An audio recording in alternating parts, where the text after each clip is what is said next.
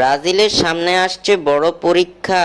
সেই পরীক্ষা কি উতরাতে পারবে সেলেসাওরা? সম্প্রতি সময়ে ব্রাজিল ফুটবলের দশা একেবারে নাজেহাল বলা চলে। একের পর এক হতাশায় নিমজ্জিত হচ্ছে দলটি। নেইমার জুনিয়র সহ দলের একাধিক সিনিয়র খেলোয়াড়দের অনুপস্থিতিতে ব্রাজিল নাস্তানাবুদ হয়েছে কোপা আমেরিকা 2024-এর আসরে।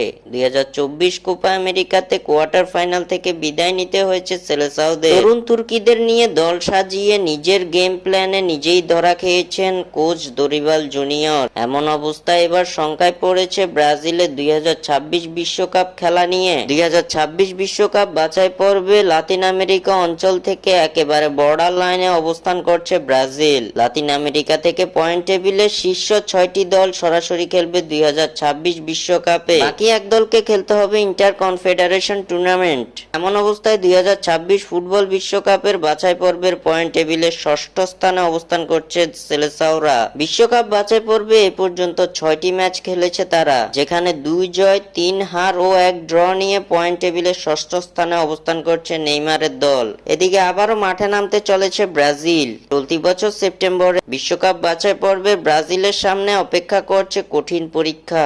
আগামী মাসে অর্থাৎ সেপ্টেম্বরে 2026 বিশ্বকাপ বাছাই পর্বে 2টি ম্যাচ খেলবে ব্রাজিল। যেই 2 ম্যাচে ব্রাজিলের প্রতিপক্ষ ইকুয়েডর ও প্যারাগুয়ে। আগামী 5 সেপ্টেম্বর ইকুয়েডরের বিপক্ষে ও আগামী 10 সেপ্টেম্বর প্যারাগুয়ের বিপক্ষে বিশ্বকাপ কোয়ালিফায়ারের ম্যাচে মাঠে নামবে নেইমার জুনিয়ররা। এদিকে এই ম্যাচ দুটির মধ্য দিয়ে ব্রাজিল দলে ফিরতে চলেছেন নেইমার জুনিয়র সহ একাধিক সিনিয়র খেলোয়াড়, যা ব্রাজিল ভক্তদের জন্য সুখবরই বটে।